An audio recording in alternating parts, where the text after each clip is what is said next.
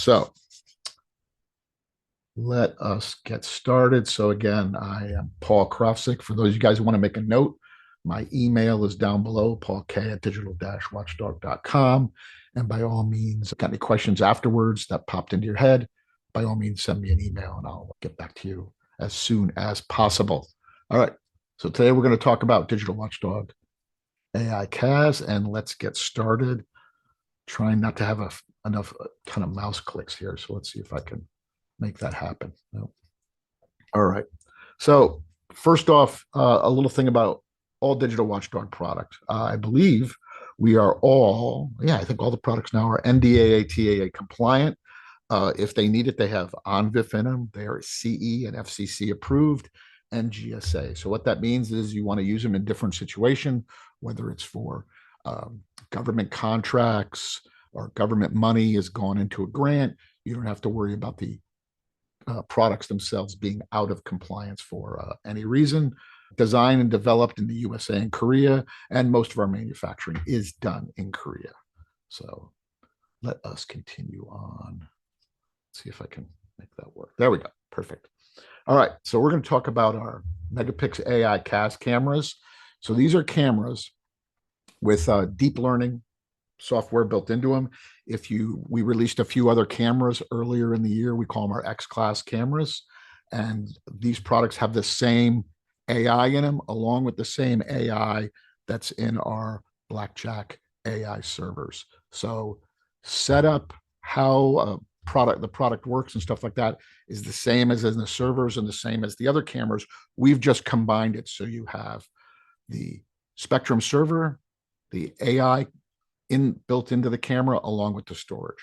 So it becomes one part, and I'm going to explain more, of course, as we go along.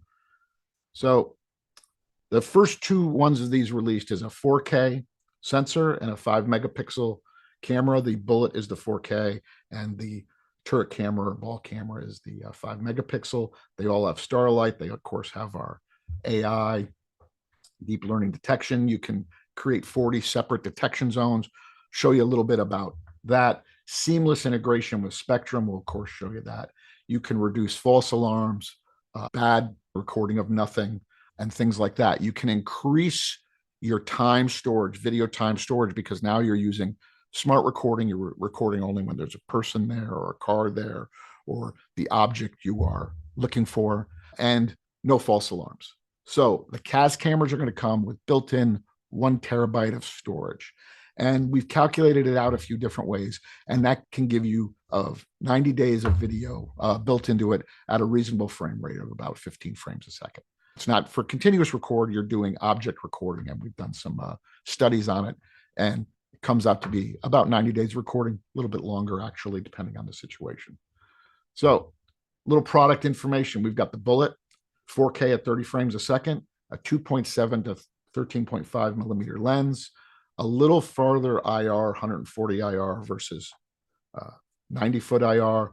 Both have the same chipset built inside. The Bullet is cold start, which means it works at -40. It will start up at -40.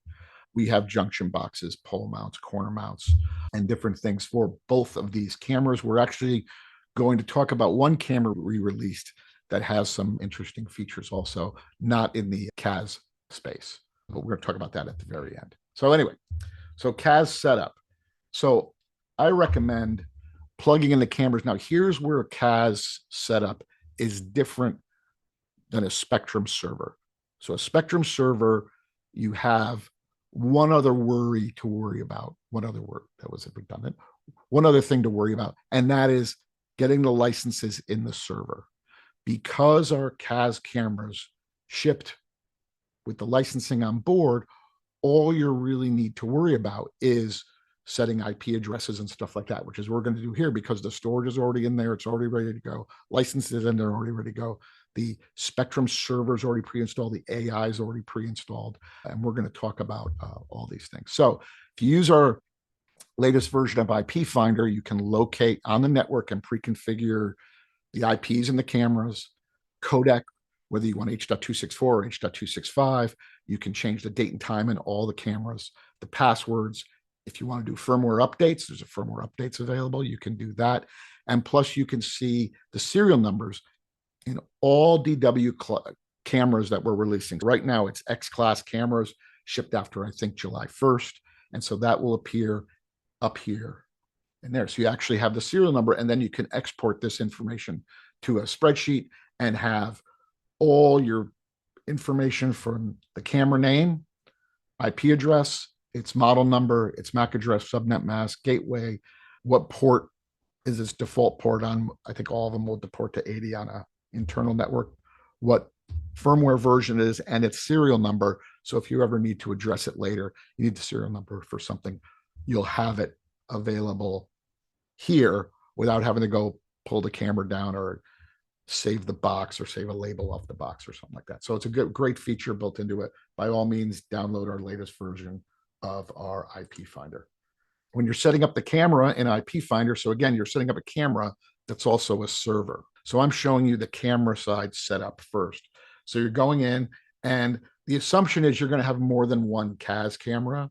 And so you can go in here and have multiple CaaS cameras, set their IP. So let's say you're setting in a 10.10.x network. And so you can set your IPs in there. You can set the codec, date and time, and password. And I'm just going to show you what those menus look like. I'll have to edit out that last flub. But anyway, you can put your start and end IPs, whatever you want to do. You can assign the IP, or you can tell the cameras to factory reset, go back to their factory settings, and then you can go reset them again. You just need the camera account. So the built-in camera account for this is admin. Now you can bulk change the passwords, which is down here, but you can just use the for these other ones. And then when you reach bulk password assignment, you can just change it to that. But that's the login for the camera menu, which we'll talk about. So we can change the codec using an older system, H.264, maybe a non-DW system, and they don't like H.265. You can go H.264, H.265. Changing it will save you anywhere from 10 to 30% of hard drive space. Good idea to switch it over if you can. All right, you can then set the time. We're down here to bulk date and time, so you can adjust all the cameras' date and time, have them in the right time zone, have them talking to the right time server if you want, turn on and off daylight savings time depending on where you live. You can even change the format, so it's more of an international format versus the sort of Western US format. All right, and there we go. And then you can go to bulk password assignment. So this will assign a new password to all the cameras you have on the list. So right here, we only have one listed, but if you had 5 listed, 10 listed, 20, 30, 50, doesn't matter, it'll go in and change the passwords on all of them. And you can set a strong password. Matter of fact, it'll force you to create a password that's minimum 8 characters, combinations of uppercase, lowercase, and then these special characters. So like $sign doesn't work. I don't think $sign is on there yet. $sign's not on there. And then you'll have your MAC address, whatever. And then it'll say, when it changes it, it'll say success on there. And then final is firmware update. You can, again, line up your 10, 20, 30, 40, 50 cameras, do a firmware update, but you will need, of course, to have changed the bulk password for this one. So you can do the firmware update, and you can do update cameras. You can do that. So with the CaaS cameras, because they're new and you're shipping them, you don't have to do any of this. You can just set the IP address and set the name and go, and then you have your system almost ready to go. So what does the web page of one of these cameras look like? So here we're going to go through, and what I did was I singled out the DW Spectrum Edge settings for this one view, because I wanted to go in and show you guys. You go Spectrum Edge, and you can go in. And so this is a camera that has yet to be connected to the cloud. So you don't put your address in there. You put the default username and then your correct password that you created. And now we're into the Spectrum Sides web page. So we can go in here and look at the system name. So this camera has a system name, and it also has a camera name, which I'm going to show you in Spectrum in a moment. So we jump in here, and we can go and change licenses. Now, you don't have to with one of these cameras, but you can go inspect it and make sure. You can go in and look at a thumbnail from the camera. You can go set the motion detection areas above and beyond the analytics that are in it. You can make sure the authentication is correct. You can add, remove users. You can change passwords in here. And when it's connected to the cloud, you can add users to the cloud from here. And also you can look at the server. So you can, let's pause it here. You can reset the server. If you want to, you could change so it's on a custom port if you're doing something very custom. It shows you your storage. Your storage is internal, right? And you can even do a reindex of main storage. Now, we normally see this and use this on the server ones where someone had an external drive or something like that, and it's not recognizing it. Then when reindex the storage, and it then rediscovers that storage. So this is almost never needed in a CaaS cameras, but just wanted to show you. So we can go to different sections of Spectrum here, including information. My thing is still running. Here we go. Information, which will give you like any error messages that might pop up. The system information, which of course this system is one camera, usage of how fast it's writing to the drive, OS date and time.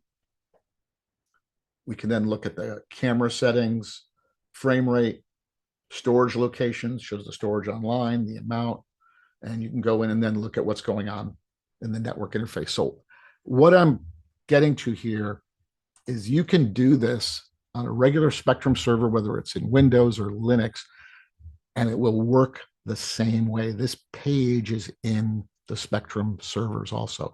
Every functionality you have in a server is also in this CaaS camera that has the storage and everything built into it. So you're not losing any feature set because, oh, it's in a camera and it doesn't have X, Y, and Z. So we have to take out that feature, which we're going to talk about now with CaaS in Spectrum. So CaaS in Spectrum, first off, again, I'm going to pause it. So the system name is DW CaaS Camera TPA, right? Because I just have one. TPA is Tampa, right? DW CaaS Camera. I just named it that to give it a name. But you notice I've got a camera down here that has this name on it. Now, these two are really the same thing, but this is the name of the camera. And so now we want to name this camera, let's say where it's at. So in this case, it's at a front door. Apply, and now it shows up there in Spectrum. And I can do the same thing. If I wanted to, I can enable the audio because this camera has audio in it. I can map out audio to a speaker if I wanted to. I can change passwords in the thing. I can bring up what its RTSP stream in here by clicking on more info. I can change its frame rate. See, we got more info. I can look at the RTSP stream, its camera ID for other integrations. So every function in a CaaS camera is available on the server and vice versa. Plus, this camera has the AI built into it, which, like I said, we're gonna get to that very shortly. So we got a recording. So recording menu, I set this one up not for recording continuous because it's like a waste. Motion is the motion, of course, is motion detection in the camera would mean if the light changed, if a dog run in front of the camera, whatever, it would record. This one I set for motion plus object. So it's going to do a continuous record on the second stream. Oh, I'm sorry. I did this motion. I'm sorry. I did this objects plus continuous. I'm sorry. So it's going to do a continuous record. The second stream is going to continuous record. That's where your little green line is. And then it's going to record at the higher resolution, whether it's 4K or 5 megapixel, on objects only. So you get a much higher accuracy rate, but your customer will still get a very unbroken toolbar, playback bar down here. And then we'll continue on with this playback. So I can still do motion in the camera if I want. I've got my advanced settings, so I can change this if I want from H.264 to H.265 here, but we can use the IP finder to do that for all the cameras. Do it for the first stream, secondary stream. Again, we don't have to do this because we can do it in the IP finder first. You can bring up the web page of the camera for setup. You can adjust some exposure settings, but because we have this web page integration, you'll be able to go in and just do setup, every function in the camera for setup. You can, of course, reboot the camera. You can do a soft reset. A hard reset is everything in the camera. A soft reset is everything but the network settings. All right, just to give you an idea of what that is. So again, all your functionality is the same. So let's look at Spectrum and playback. I can bring up motion detection because we had motion detection turned on this thing yesterday. And again, so I had a moment yesterday or this morning using this camera because I'm like, oh, I disconnected the computer from it, which was just running the client. This is how dense I am, just running the client. And I'm like, oh, it's not going to have any recording running. And I went, I said, how did it record all night? And I'm like, duh, it's got the storage in the camera. And that's how it recorded all night without anything hooked up but a PoE injector to run it. So got people walking in, motion detection works very good.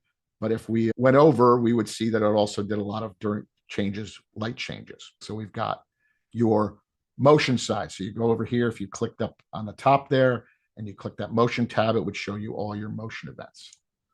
All right. And that's all those little red ticks there are all the motion events. So now we go to the next one and we go to objects. And if you notice, the objects are a lot less because the objects are just picking up cars going by, people walking in the building, things like that, right? So it's doing a lot less picking up. So the green here is all done on the second stream. So again, that's very low hard drive usage. And then when we reach the yellow ticks are objects. So we see we got that car there. And again, like I could say, I don't care what goes on in this top part. I can create a rule so the camera will ignore it. Very easy to set up. Got folks walking in the building and so on. So it's really gives you the ability to save on hard drive space and that. So now we're going to go to, I think we're going to go look at the search and look at the advanced tab. So this advanced menu, I'm just going to pause it, allows you to go in and do a little more granular search and have this little thumbnail here, which is actually just a recording of what was happening in that scene. So the cars going by, got the thumbnails of the folks walking in the building and so on. So you can go look. And then if you had something specific in the search, like I want to type in car, truck, or people, I can type it in here and it's on this long list here. Or I can do this. I can actually make this window bigger if I want to. And then when I'm done saying, yeah, that's the car I wanted to see, I can click show on layout. And if you go look at some of our earlier videos we have, which are, again, maybe a month old, maybe a little less, maybe a little more, we have an AMPR one, which allows you to search by license plate. And then we have an AMPR plus make model color, which allow you to search via license plate and color. Of course, you need a regular Spectrum server to record it. It doesn't have the CaaS built into it. And then we have a model camera that does the license plate, make, model, color. And then we have one that does QR codes. So you can really go in and look and utilize the different cameras for their different capabilities. So in the case of the AMPR, you could type the license plate of a camera. So the way Spectrum works with the data coming in is really great because the camera sends down the data into Spectrum, which of course now is all in the camera, right? It's not going very far. And it's just type it in and it searches the database that's created in Spectrum and it brings up your events instantly, even if they're just regular motion events or you're using the object search. So you see how it's classifying person here, really high accuracy item. So let's go into setup. So again, you guys, I bet you, see, there's a bunch of people here, probably half you guys have seen this menu before. It is the identical menu to what's on a server. So again, all built into the camera. You can go in and create system rules. So these are system rules that are baked into it. All right. And you can remove those if you want. You can look at the event log. Let me unplug in the camera. We can look at, we have your bookmark log. You have your audit trail. Same thing. Who logged in, who logged out of the camera, what they did. Look at all the changes. This guy made changes to the camera. Then you can click on here and look at the settings and see what's changed. You can play back what they were watching live or what they were playing back. You have all this granular information in the camera available in Spectrum. And again, no loss of features just because it's the Spectrum's built into the camera, as opposed to having a server with Windows or Linux and a lot of extra CPU power. The way we've balanced the camera to the software is fantastic. And like I said, it reduces the stuff you're going to install. You plug the camera in or cameras in, you tell them they're a system, what we call a merge, and then you say attach to the cloud. As long as you've got an internet connection, they'll attach to the cloud. So again, just a fantastic way to do this. You could have your two cameras as a system, one camera as a system, 5 cameras as a system, 10 cameras as a system. It'll be a really fantastic setup for you. And again, no other black box in there. So why choose an edge solution? I kind of told you already, but you have the fast analytics built into it. It's a serverless solution, so the cameras handle the recording, the notifications, the monitoring. You can access it all remotely. No need for a dedicated server. It reduces network and storage burden. So if they're on a slow network, they're setting up one of these remote trailers with only a couple of cameras. There's a whole bunch of reasons to use these CaaS cameras, because you're only when you need the information is it traveling across the network. Normally, it's just staying put inside the camera. It doesn't have to send down the packets for the metadata and then match it to what's on the drive or anything. Video also, when we're doing the analysis for the analytics, is analyzed in its uncompressed form, which gives us greater accuracy. And like I said, we call it CaaS, which is camera as a system. So the camera is doing it. The other thing about the AI side, it's very easy setup. The camera really sets itself up. You plug it in. You might see a little blurb on the screen that says learning, but it goes away within a couple minutes. I've actually, the last few I've just installed and put up didn't even do that. So they set themselves up. You set your distance. These are both varifocal cameras, so you can have them set very wide, 2.7 to 13.5. So you can have it very tight on something, and they'll start doing their thing immediately. So it allows the operator to choose who gets also what information. All right. So the object classification, it can figure out cars, trucks, humans. And then because it has this object classification built into it, and it's actually many more than that, you get a lot less false alarms, because you're not triggering on light, you're not triggering on a bird flying by, you're not triggering on this other stuff. So you're using up less hard drive space, but also if you are getting alerts, and via our DW cloud, you can get alerts right to your phone. You can get them by email. You'll get only the pertinent information you want, like a vehicle in the back of a building at 2 o'clock in the morning, versus cars can drive behind that building all day long normally, but after, let's say, 8 o'clock at night, there should be no cars operating in the back of the building, or a person in the back of the building, let's just say. So built into this thing is 14 algorithms plus the logical rules. So what that means to you is you can have a line cross and an intrusion, or 2 line crosses, or 3 line crosses, or 4 line crosses. And if someone crosses, let's just say, the 4th line, if we're being really crazy about it, that's when an alert's created. Person can cross the other 3 lines because they're not too close, but that 4th line means they might be up on your porch or something like that. And so you have that ability to do that. Usually 1 or 2 is fine. You can also make a combination. So you can have a line cross and an intrusion.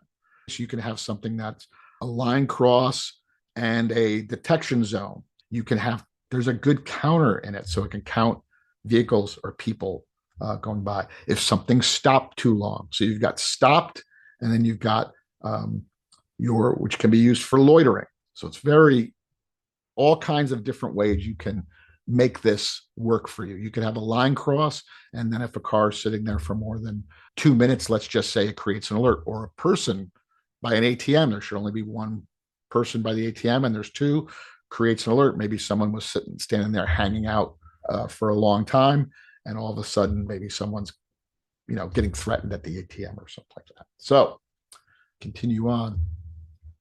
So how do we get to this 90 days of retained video? So with the 1 terabyte of storage and setting a reasonable frame rate, so this may be 12 to 15 frames a second, and using the object detection, you'll easily get 90 days of recorded data, because it's only going to detect people in front of the camera, the cars, trucks. And again, during certain events, you can narrow that down. So 1 terabyte is a lot of storage in that case. So the other thing is, of course, is let's say you had 5 cameras. All of a sudden, you're up to 5 terabytes of storage. You've got 1 point in the front of the building, back of the building, side of the building, and so on. So again, it's a great setup for you. Again, talking about it, we talked a little bit seamless integration with Spectrum. The analytics are native in the camera. They are talking to the server that's built into the camera, and you're just connecting with the client and retrieving that information, or it's being sent to you via different types of notification, including email. So The CaaS solution also will work its way around firewalls, so it'll connect to the cloud. So again, it says Blackjack NVR, should probably say CaaS camera, but it works identically. It is able to go through a firewall or do what's called a proxy and still make it to the DW cloud so people can connect to the system remotely. With the AI analytics, it's also future-proofing it, and we add new analytics as time goes on. Now, one of the cameras we have has white light LEDs and multicolor lights built into it, which can also be triggered. And the imager in these cameras are backlight illuminated sensors, so they look better. That's basically what it is, but it improves light capture and helps them handle it better. So the LEDs, the white light one is 3,300 Kelvin. So it's warm light. It's a little easier if someone does look at it directly. It also doesn't change the color of the person clothing or something like that. They're wearing something and something looks a little blue and it starts looking beige when the white light hits it. That's because they have the light it's kicking out is actually altering what the camera is seeing. And then, of course, we have the camera with the built-in, the built-in red light, blue light alarm. It'll make noise, does all kinds of stuff built into the camera. H.265 support, we already talked about that. So one of the other things I wanted to bring up was we have another new product we released, and this is a bullet camera. Now, this does not have CaaS in it, but it does have the same AI built into it. But this one is a new form factor for us, and it has the back box built into it. So it has the junction box, converter plate, everything included in it. You can check out on our website. Let me see if I can, do I have it here handy? Products, bullet camera. Let's see if I can find that one. I should have had it already. Here we go. So these are the different cameras. So we've got that view of the camera on that mount, but then they have this exploded view somewhere. I thought they had an exploded view that shows back here under this black back box is where you plug in your Ethernet cable. So there's no pigtail coming off of it. So I just wanted to show you that one for future reference because I think that's an easier way to install. This is cold start, 110-foot IR. It's got a lot of features on it. And we may do another webinar on this and the dome camera that came out that has the back box built in also. So let us talk a little bit about DW training. So you can go to our website. We have online learning. We have our in-person trainings we're doing all over the place. We have as I said, a YouTube page, a web page with now, I think we're up to hundreds of videos. Someone I'm sure will correct me on that. We have webinars like this where we talk about new products. We have case studies. We have a resource library. Most people are coming because they're looking for videos. And so there's one video I want to talk about. And I took the screenshot from our YouTube page. I'm sure Scott will be thrilled.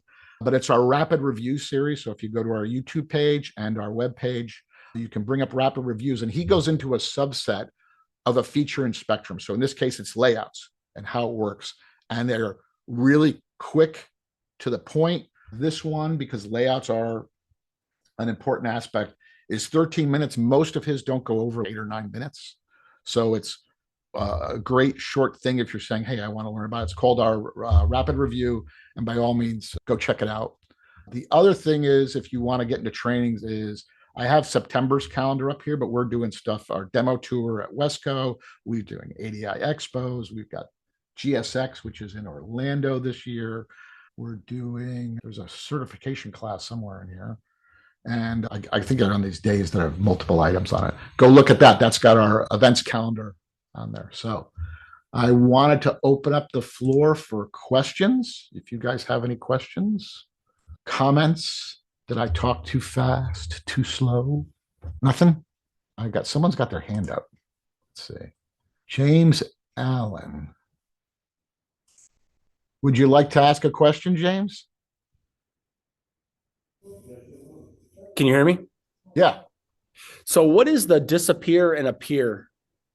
So disappear and appear is, let's say you had I'll use something like it's hokey, but an art gallery thing. And so you have the camera trained on these items and something comes off a wall or the I don't know, the Michelangelo's David disappears. It'll register that something radical has changed in the view and create a notification. And then you can go back and play it back. So it's appear is the same thing. Someone left a bag somewhere, it appeared. So that's what that is. But look at that. We got a live. This thing actually worked. It's amazing. Thank you, James. I appreciate it. All right. We got another question from Brian Grady. So Brian asks, will this camera FDOMF work with the Bolt LX? So that's the 5 megapixel standard dome. It is not a CaaS camera. So I believe you can bring a Bolt up to 4.2. I'd have to double check. If you can bring it to 5.0, you'll get all the metadata from the camera. I'd have to double check on that. I don't remember off the top of my head. But if you want, shoot me an email and I'll get you 100% notice on that. Any other questions? You can ask me live as long as you don't yell at me through the microphone, or I'll email the specs of the Bolt. Yeah, just email me saying I want to use this camera with a Bolt LX and I'll do it. I don't need the specs. Let's see. We got another person with their hand raised? No. No. I only got a couple questions. I'm glad you guys stayed in for the duration. Thank you. And if you want, talk to your different sales folks from around the country. You can find that also on our website and ask about a demo of CaaS or how you can see it or whatever, because it is an interesting concept where you don't need a server. The camera is the server and you can merge them together like you would servers with multiple cameras on it running a standard installation of Spectrum. You get the same feature set. So again, thanks very much, guys. It was great. And we'll be doing this again next month, sometime near the end of September. Thanks very much and have a good day. Stop sharing. Answered all the questions.